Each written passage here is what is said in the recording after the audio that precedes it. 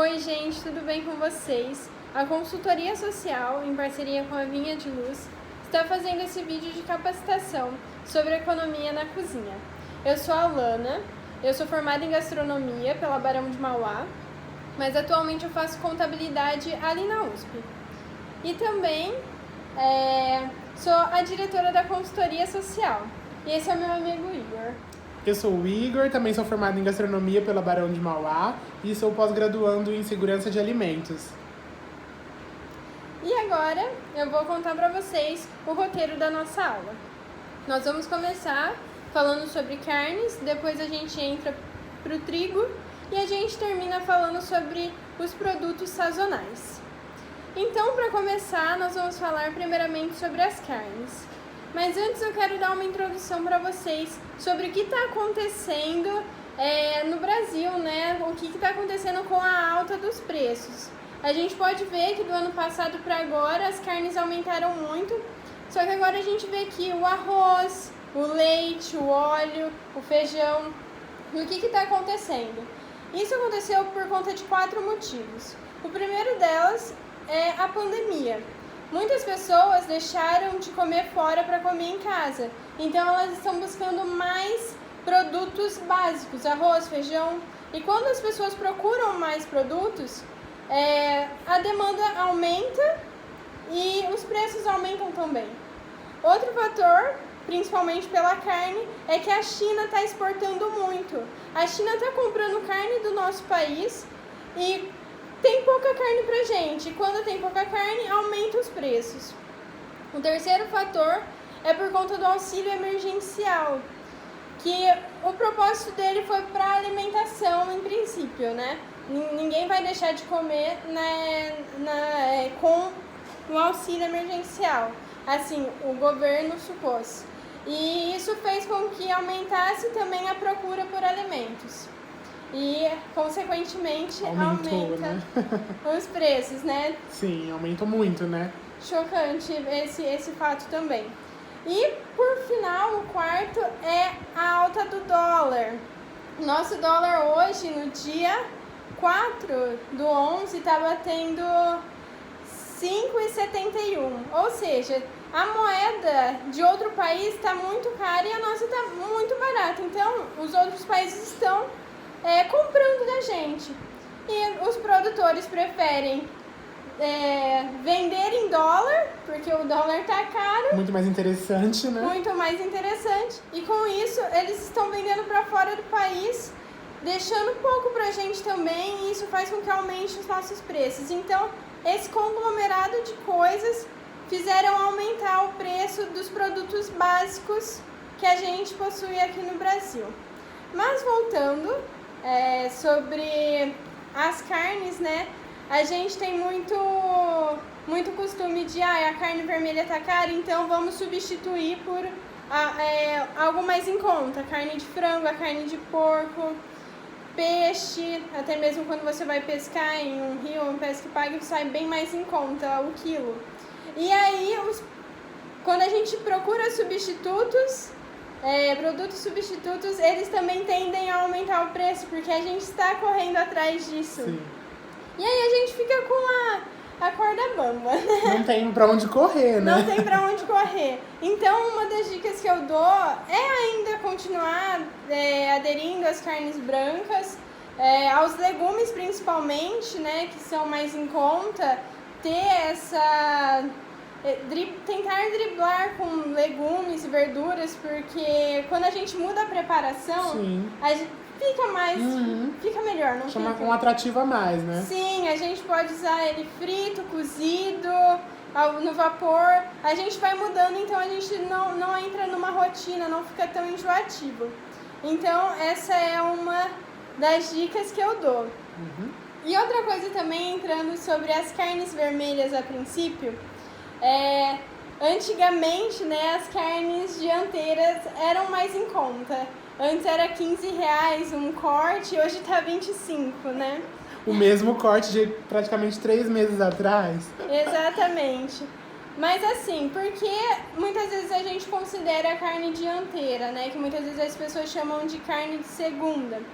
Elas são mais em conta mas elas também são mais rígidas, elas são mais duras, porque o boi se movimenta muito com a parte da frente, cria muitos músculos e muito colágeno. Trabalha muito, né? A parte dianteira e a parte da frente mesmo, onde o boi caminha, né? E força mais a parte da frente, então é a parte dianteira.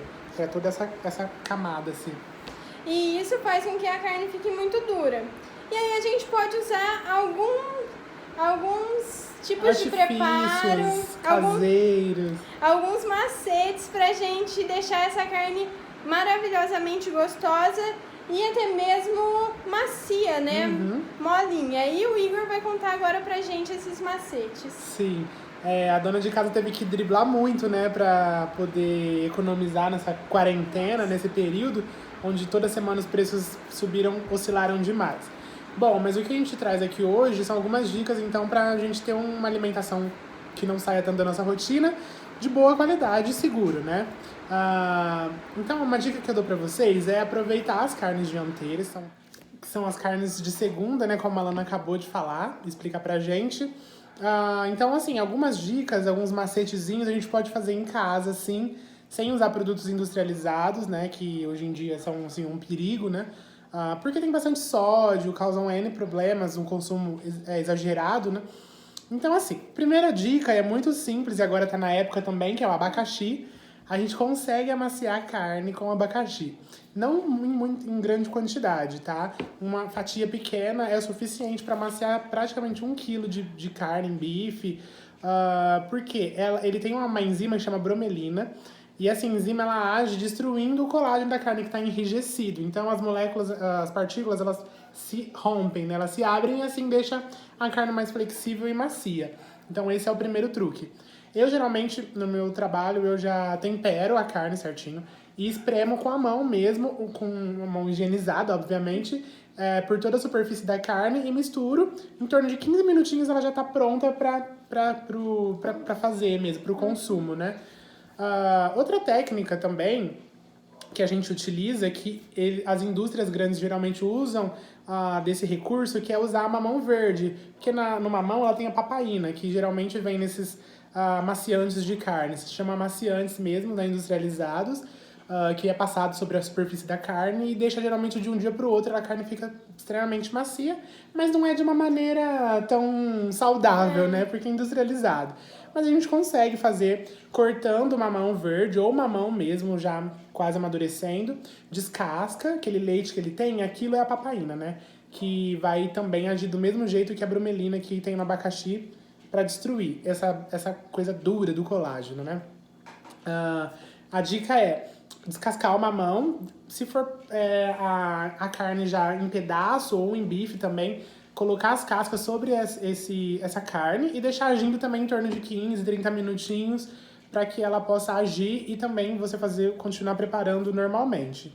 E depois as outras dicas básicas, que é utilizar a panela de pressão, a gente também consegue amaciar com cerveja, porque cerveja também ela faz com que o rompimento dessas fibras, além de agregar sabor, né? Uma cerveja preta, tem N receitas com cerveja e é muito interessante também.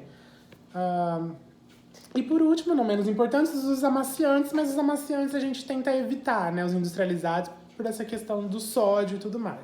A gente também pode ter aquele cozimento lento, temperatura mais baixa, não tão alta, que aí depois de um certo tempo as fibras vão ficar soltando, né? Sim. Quando a gente pega a costela, que a gente usa bastante gás, né? Esse tem o problema do gás. Porém, né? Mas a gente tira aquele osso e fica desmanchando. Né? Também é um dos recursos. Mas a panela de pressão não deixa muito atrás, né? Não fica muito para trás de algo assado no forno.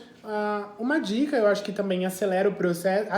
Acelera o processo é o uso de papel alumínio, né? Porque o papel alumínio ele concentra o calor e vai funcionar praticamente como uma panela de pressão, só que uma maneira mais longa. Então, assim, às vezes você vai fazer direto no forno, é sempre bom usar o papel alumínio que acelera e, consequentemente, economiza o gás, né? Não, exatamente. E agora, o que a gente pode fazer sem a carne? Exatamente. Eu acho que foi um recurso muito utilizado agora, está sendo, né, durante essa pandemia, que são alternativas sem carne. Então a gente consegue fazer todas as receitas que tem carne sem a carne, né? Por exemplo, panquecas, tortas, O próprio quibe que a gente fez na última aula, né? Com batata. Eu posso utilizar abóbora, eu posso utilizar abobrinha, berinjela, que agora é época e tá bem mais em conta, né? 2 meses atrás o quilo da berinjela tava R$7. Hoje a gente já consegue encontrar R$2,90. Paguei R$3. Então, uma diferença bem grande. Então, assim, a gente utilizar recursos mesmo pra trocar. É que nós brasileiros, já temos uma cultura de consumo de carne desde a infância. A gente até brinca, né? Se eu não comer carne, eu não comi nada. E não é assim, a gente tem que quebrar essa barreira e ousar com coisas novas. Então, utilizar mais alimentos nutritivos, tanto quanto a carne, fazer mix de legumes, mudar o preparo mesmo, usar grãos, lentilha, grão de bico, soja também, que por mais que seja um pouco mais caro, mas eles têm uma durabilidade maior. Porque são secos. E você pode usar em qualquer outra preparação também. Trigo, cevadinha, trigo em grão, né? O trigo para quibe. Tem N coisas. Quinoa, tem muita variedade de produtos, né? Como a Alana falou, o que é mais tranquilo é que dá para conservar muito tempo, né? Sem ter que fazer alguma coisa. Então a gente pode ir mesclando, né? Brincando com esses ingredientes. Eu acho que isso é o mais importante. E abusar mesmo de receitas novas, assados, ensopados, fritos. É que o óleo tá caro, mas né? É uma saída também. Utilizar de vídeos no YouTube, do Facebook. Sempre eu encontro várias receitas lá, super legais. E a gente tem que ir driblando, né? Exatamente, pra passar por esse período, né? Pra conseguir chegar no final do mês e tá tudo redondo, como você mesmo disse. Exatamente. Não tá fácil, mas a gente tem que lutar e a gente consegue. Com certeza. E é isso. E dentro disso a gente entra na sazonalidade, né? Com certeza. A gente vai abordar mais sobre esse tema no final. Mas é basicamente a gente comprar o alimento, o legume, a verdura na época dele. Porque vai ter uma produção maior e eu vou ter o alimento mais gostoso, né? Sim. Ele fica mais gostoso e eu vou ter um alimento mais barato. Como é o caso da berinjela, da manga. Que agora a gente encontra muito, né? Muito fácil e um valor bem mais acessível. Com certeza, com certeza. E pegando esse gancho para alimentos mais versáteis e mais baratos, a gente pode entrar no trigo, né? Sim, a importância do trigo, né? O trigo, gente, ele foi um dos primeiros alimentos cultivados lá no Antigo Egito. E hoje a gente vê a importância dele, porque a gente usa tanto em receitas salgadas quanto doces. E a gente pode fazer muita coisa e congelar, né? Porque o trigo rende. Fazer bolo, salgado, bolacha, tortas. E é muito legal, né? O pão. E é muito legal brincar com isso.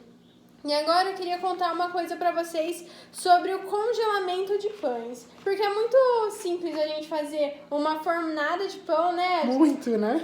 Que rende. Cozinha pouco e cozinha muito, dá o mesmo trabalho. E aí a gente pode utilizar do forno pra só uma fornada e fazer muita coisa, né? Muitos pães. Uma produção mesmo, né? Que a gente faz em grandes cozinhas, né? Sim. E uma coisa legal também é que muitas vezes a gente pensa, poxa, mas o pão daqui 2, 3 dias vai ficar duro. E o que eu posso fazer? Vou fazer torrada? Vou fazer farinha de rosca? Você pode utilizar desse pão, depois de alguns dias também, simplesmente congelando ele e colocando no micro-ondas para esquentar por uns 30 segundos que você vai ter o pão macio de novo. Mas como isso acontece? Aí tá o pulo do gato. Eu vou usar agora alguns termos técnicos para explicar, mas eu vou tentar fazer de maneira bem didática. No pão, o que a gente tem a princípio é a farinha, a água, o fermento e o sal. Dentro da farinha de trigo, a gente tem uma coisa chamada amido. E quando a gente coloca a água e mistura, faz o pão e coloca para aquecer, quando chega por volta de 65 graus, começa a entrar água dentro desse amido. E o amido começa a deixar o pão mais macio. É por conta disso, se chama gelatinização, quando a água entra no amido e deixa o pão macio. Depois de um tempo, depois que a gente tira do forno e deixa ele esfriar e passa assim uns 2 dias, essa água sai do amido. E aí que acontece o endurecimento do pão. E isso se chama retrogradação do amido. Só que a gente pode cessar isso, a gente pode fazer com que isso não aconteça. Como? A gente tira do forno, deixa esfriar, coloca em saquinhos porcionados e coloca no freezer. Quando eu coloco no freezer, eu vou cessar isso, eu não vou ter essa retrogradação, eu não vou ter esse endurecimento do pão. Porque toda a água vai ficar cristalizada no congelador. Depois eu tiro o pão quando eu quiser, deixo na geladeira descongelando e depois eu coloco rapidamente no micro-ondas ou no forno mesmo e vai acontecer o mesmo processo.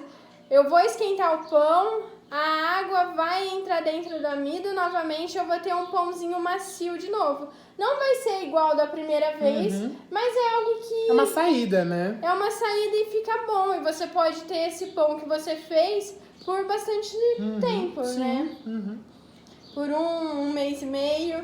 E eu acho muito legal essa alternativa também. E não só com o pão, a gente consegue fazer o mesmo processo com o bolo. A gente pode utilizar, né, no mesmo tempo ali, fazer o bolo e o pão e congelar o bolo. O bolo também é melhor que não precisa nem ser aquecido novamente. Só da gente tirar do congelador e deixar assim, descongelando sobre o forno ou num lugar tranquilo, né, sem calor excessivo, ele já descongela e volta à sua textura normal. É muito interessante. É a química mesmo, né? Muitas doceiras fazem isso, a gente nota isso. Economiza tempo, economiza ingrediente, gás também, que agora também subiu demais, então são saídas, né? E o que você traz a mais pra gente, Igor? Continuando ainda nesse gancho de economia do gás, né? A gente sempre optar por receitas que sejam versáteis, né? Eu sempre brinco, né? Que são receitas neutras. Receitas neutras são o quê? Que a gente consegue fazer o máximo de números de diferentes coisas mudando um ingrediente. Ou seja, um bolo simples, por exemplo, que eu mudo um líquido, posso colocar um suco de laranja, um iogurte, um leite, e eu vou ter vários sabores. Então, isso é uma receita neutra, né? Fazer tortas, a base da torta vai ser sempre a mesma, o que eu mudo é o recheio. A gente viu na última aula uma torta simples de liquidificador, que eu podia colocar qualquer recheio na parte superior e eu tinha a torta do sabor que eu quisesse. Sim, até mesmo tanto doces quanto salgados. Quanto salgados, exatamente, porque as massas são neutras, então isso que é o interessante. E essa parte do gás, ela é interessante porque a gente já cresce ouvindo, né? Nossa mãe, nossa avó falando, não abre o forno porque senão o bolo abaixa. E realmente abaixa, né? Esse processo, ele hipermeabiliza toda a camada do bolo, né? Ele forma uma película protegendo o gás que está lá dentro para ele crescer e não deixar ele fugir. Quando a gente abaixa, a gente está introduzindo o ar. Então é interessante, é o efeito inverso, né? O contrário. A gente está injetando o ar, ele vai abaixar mesmo. Então, esse processo de hipermeabilizar, ele funciona em torno de 15, 20 minutos. Eu sabendo que eu posso estar abrindo o forno desse tempo, depois de 15, 20 minutos, eu posso estar sendo esperto e colocando outra coisa para finalizar, né? Ou seja, está finalizando o bolo, mas eu estou começando a fazer outra receita. Por exemplo, eu coloco um bolo e coloco, depois de 20 minutos, um pão, que demanda mais tempo, só que eu estou economizando, né? De certa forma, um gás. Ou vice-versa, colocar um pão primeiro e depois colocar o bolo, colocar uma torta. Então é saber brincar mesmo com essa questão do tempo pra gente utilizar o menor tempo possível de gás e economizar, né? Tem uma questão muito interessante que é a questão do odor, do cheiro, né? Do aroma, assim. Geralmente a gente não faz em casa coisas que soltam muito cheiro dentro do forno, como a gente faz em cozinha grande, que realmente passa, são camadas e camadas em cozinha de grande escala. No forno caseiro, geralmente não passa, é muito difícil, a não ser que a gente faça alguma coisa com peixe, que é muito, muito forte, que gruda, né? Com carne. Então, assim, procurar fazer na mesma linha. Se eu tô fazendo uma massa, eu colocar a massa também, né? Se eu tô fazendo, de repente, uma carne, eu colocar uma outra carne, entende? Então, brincar justamente com isso. E assim eu consigo economizar tempo e economizar gás, consequentemente. Bom, gente, para nossa última parte da aula, nós vamos falar sobre os alimentos sazonais, que são aquelas frutas, legumes e verduras que dão em determinada época do ano. Por exemplo, a manga. A gente está vendo muita manga agora, em novembro, porque é a época dela. e ela tá num preço bem mais em conta do que a gente encontra, sei lá, 2, 3 meses atrás. Isso acontece porque está na época dela, né? É um produto sazonal. E, por exemplo, a gente tem um legume, uma verdura com um gosto bem melhor, eles são bem mais saborosos. Sabor de verdade, né? E são bem mais em conta, porque tem muita produção. Por exemplo, agora em novembro a gente tem o abacaxi pérola, que dá para utilizar para carne. A gente tem a laranja pera rio, a gente tem o pepino, a berinjela, a manga, né? A amora. E dá pra gente fazer muitas coisas com eles por um preço bem mais acessível. Exatamente. E essa questão da sazonalidade, o legal é que mudou muito com o tempo, né? Ultimamente a gente consegue encontrar esses alimentos durante todo o ano no mercado por N fatores, né? Não, isso acontece por conta do avanço do agronegócio. Ele também é muito bom, né? Hoje, por conta da irrigação, por conta dos transgênicos, da tecnologia que é colocada no campo, a gente encontra esses produtos, esses alimentos em todas as épocas Durante do todo ano. o ano, é. É, mas nem sempre eles vão ser tão saborosos quanto... Específico, né? Na data certa, né? Exatamente, eles não vão ser tão saborosos quanto na época deles mesmos, sabe? Porque os processos são acelerados, então pula etapas de amadurecimento mesmo. Ou seja, a gente encontra, por exemplo, em julho, a gente encontra manga que custa R$7 o quilo, né? E não tem gosto de nada, tem gosto de água, né? Sim, mas por um lado é bom, né, que a gente tem, mas a gente pode aproveitar os produtos sazonais. E economizar, né? Porque na época certa o preço tá muito mais em conta e muito melhor, muito mais acessível. Sim, exatamente. E a gente até vai fazer uma receita para vocês com berinjela e para vocês aproveitarem um pouquinho e tentarem fazer também, para vocês verem o quão versátil pode ser um alimento sazonal. E reaproveitar ingredientes, né? Com certeza. E agora vamos pegar o gancho da aula passada e falar um pouco sobre as conservas. Armazenamento, né? A gente já viu agora, então, como escolher um alimento corretamente, como fazer o alimento, o que fazer, né? E a gente tem sempre que lembrar que não adianta eu saber fazer em grande quantidade, saber o que é retrogradação do amido e não ter um armazenamento correto que vai corromper todo o meu processo anterior.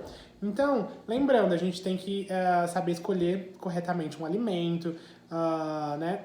Higienizar, clorar o alimento com hipoclorito ou com cloro, sempre lavar depois dos 15 minutos, utilizar o branqueamento, que é o quê? Que é quando a gente faz o choque térmico, colocar na água fervendo de 2, 3 minutinhos e colocar na água gelada com gelo, né?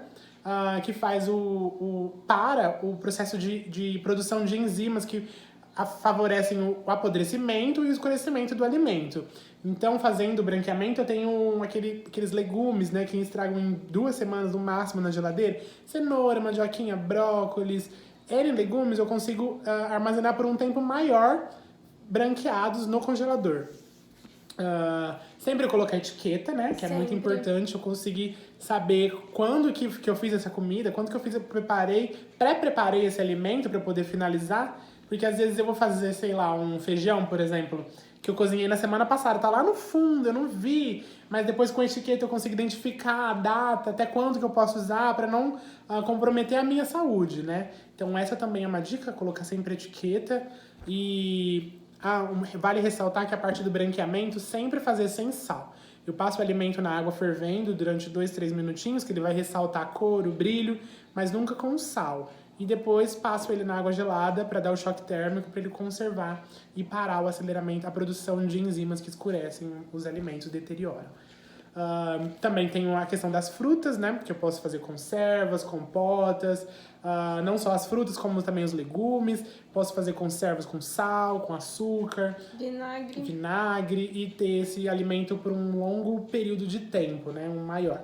Não é muito interessante a gente fazer conservas e compostas com frutas e nem congelamento, com frutas que tem muita água. Morango, banana. Uma saída é aproveitar esses ingredientes para fazer sorvete, né? Raspadinho. A gente congela a fruta, depois bate com leite, vira um frappé, fica muito gostoso. A fruta mesmo amassada ou ralada, congelada. É uma opção para as crianças, né? Nesse calorão que a gente vai entrar agora, dezembro. E é super saudável, E é super né? saudável, né? Não tem açúcar. Eu posso colocar, mas preferencialmente posso optar por não colocar também, né? E eu acho que a questão de armazenamento é isso, né? Acho que é isso, gente. Então, agora chegou a melhor hora, a hora de cozinhar. E a gente se vê em breve. Muito obrigada. Bom, nós chegamos então na parte prática. E hoje na parte prática a gente preparou para vocês 4 receitas. Nós vamos começar então com uma batata rosti, que é uma opção de receita sem carne. A batata rosti é uma batata que a gente utiliza ela mesmo crua, a gente vai utilizar com casca, já higienizada, ralar no ralo grosso, colocar na frigideira com um pouquinho de azeite e ir dourando ela até ela ficar pronta. Depois vocês vão entender o porquê disso. E também, aproveitando a sazonalidade, nós iremos preparar uma berinjela recheada. Nós vamos rechear ela com ela mesmo, tomate, cebola, alho e arroz, que a gente vai poder reaproveitar o arroz que sobra de ontem ou um arroz que você fez ali na hora e quer aproveitar. E também a gente vai ter o pão de seda, que é uma opção de um pão diferente, fica super leve, rende bastante. A gente pode congelar ele, aproveitando agora que a gente já aprendeu sobre a retrogradação do amido e como voltar ele à sua textura inicial. E um bolo camaleão, que é um bolo que eu consigo mudar os sabores, né? Que é a massa neutra, como eu expliquei pra vocês. Eu consigo utilizar vários líquidos, que são 200 ml, posso mudar ele e colocar vários sabores, de laranja, de iogurte, de limão, enfim, o sabor que eu quiser. Então é muito prático, muito versátil. A gente vai preparar então agora pra vocês, espero que vocês gostem.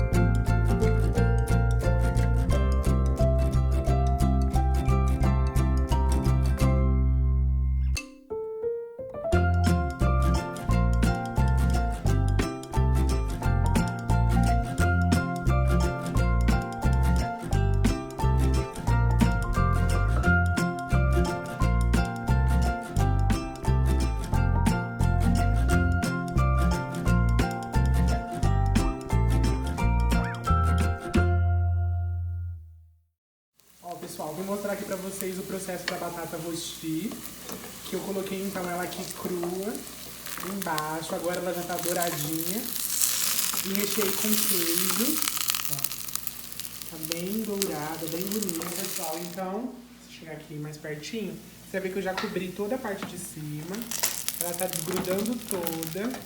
Essa é a batata rosti, né, que a gente tá fazendo, de origem suíça.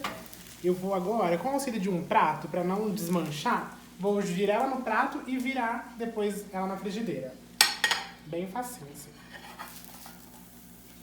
Olha que bonita.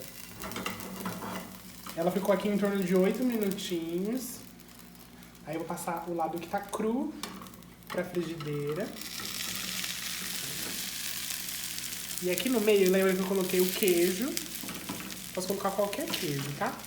E no ladinho, eu dou uma molhadinha com um pouco de óleo para terminar de chegar aí embaixo, ó, na lateral. E aí, depois de 8 minutinhos, tá pronta a nossa batata rosti.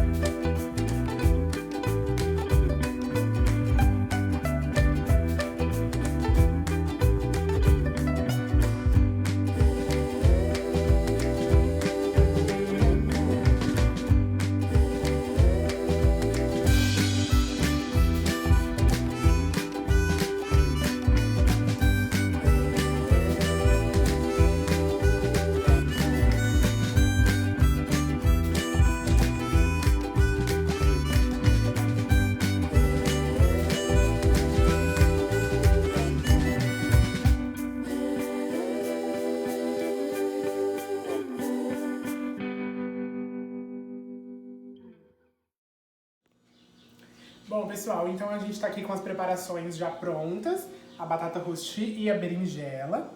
Vou colocar aqui pra vocês verem como ficou. Ó, nossa batata. Super saborosa, recheada com queijo. Vou colocar uma decoraçãozinha. Uma cebolete. E a nossa berinjela. Que também está recheada com arroz, com ela mesma, a berinjela. Um pouquinho de tomate. Por dentro e por fora. E é isso aí. Agora a gente vai fazer a melhor parte, que é provar, né? Espero que vocês tenham gostado. Vou colocar um molhinho aqui na salada.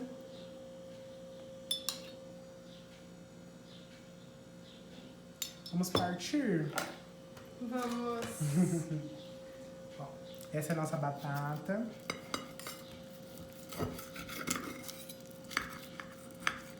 Olha essa batata. Ela fica super crocante por fora. Tá recheada. Olha o queijo aqui. Tá vendo? Ó. Acho que tá boa.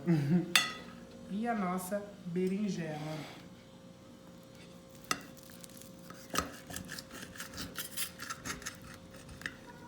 Olha.